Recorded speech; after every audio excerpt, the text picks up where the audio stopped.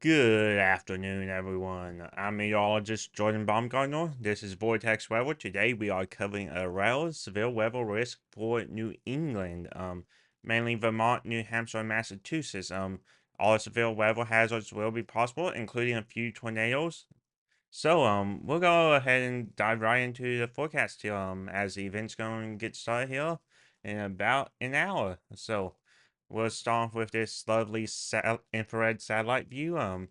Really, the whole area is covered in clouds right now. So, hopefully that will inhibit some of the storms from being as potent as they could be. But there's still plenty of energy to work with. Um, as I just go ahead and loop this into motion, you can see the clouds starting to move into the area along this convective clouds. The Storm Prediction Center did just issue this mesoscale discussion. This is concerning a severe weather watch. That's coming soon. A tornado watch is like, okay, so it's a tornado watch. It's likely. So expecting that maybe in the next 15 minutes. A mid-level jet streak can be seen on water vapor through southern Ontario. Um, 60s to 70s in dew points. Enough cape or energy to work with. The instability combined with a favorable supercell wind profile of 45 to 50 knots of 0 to 6 kilometers seal.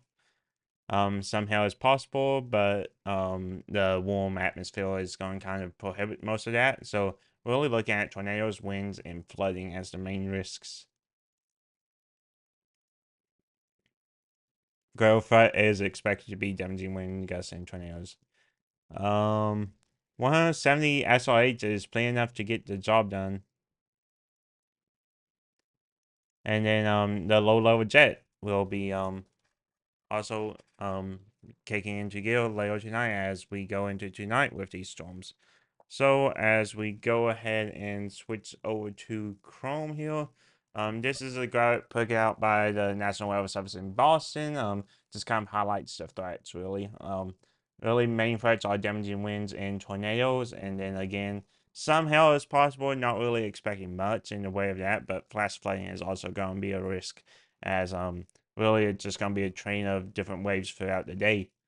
Um, and really for timing from this, so we're looking from 1 p.m. all the way till 10 p.m. and there'll be multiple waves in this. So just since a wave passed doesn't mean it's over. You'll get multiple waves with this. So really as I said, Massachusetts and New Hampshire and Vermont's kind of the risk area for that. Um, as you can see on this map. So Concord, New Hampshire, south of Burlington, Vermont, Albany, New York, north of Hartford, Connecticut, north of Providence, Rhode Island, west of Boston, and west of Portland, Maine. So really, most of the Northeast is going to be expecting an enhanced risk of severe weather, with much of New England really experiencing that slight risk of severe weather. Again, tornado risk is going to be in Massachusetts, Vermont, New Hampshire, with tornadoes possible really throughout the entire area. Again, wind also similar, but throughout the entire area. Hail really, again, not that much of a threat, but likely to have a few hailstones in there. I'll go ahead and show you the model here and just walk through real quick what that's showing. This is a 15Z H model, so just move through. You can see storms start to develop. A few discrete down south too that we'll have to be keeping an eye on. You can see wave number one forms here in the next couple of hours. And boom, you get some discrete supercells, moves through, and then there's this secondary wave behind it that we're going to have to see how these first storms interact with. And some discrete cells throughout the rest of the region. So, a couple different waves. Gonna have to be on the lookout again from 1 p.m. tonight till 10 p.m. tonight. We let's go ahead and take a look at a few soundings. Let me pull up my SoftPy and we'll be getting those as soon as it loads. Go ahead and move you over there. Um, so really, this is just what the upper atmosphere is doing, and what meteorologists use to see what's going on in the atmosphere. We'll go ahead and choose Albany, New York, and this was taken this morning. Um, so really a messy profile when it comes to winds, but you can see a little bit of curvature in here that's enough to get the job done. Um, Temperature profile, you do have a nice little warm nose here, as I like to call it.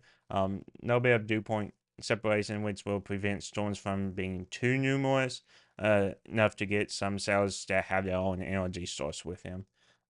Cape's a little low, but again, enough to get the job done. That's why we aren't really expecting a large hail threat, is because these Cape values are low, and then the temperature profile isn't really the best either. Um, let's see, D Cape's at 937, so enough to get some winds down, and then SRH is 300 to 280. So really, what we're looking at is any values above 100 is when we start saying, okay, we could get some tornadoes, and then this effective inflow level, once we get 122 to 140, that's when we start saying, okay, we're gonna have to look even more closely at tornadoes. That's when we start actually worrying about the tornado risk. Um, Down here, you'll notice these wind bobs where my cursor is. They're kind of parallel, and that's basically saying, okay, we expect the storms to spread left and right in this direction.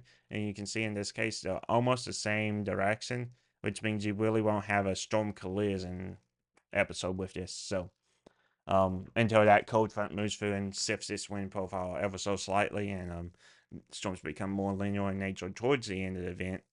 So, again, all severe weather risk, mainly tornadoes and winds, with some localized flash flooding is really what's expected tonight. And today throughout most of New England. So Concord, you're square in the middle of that.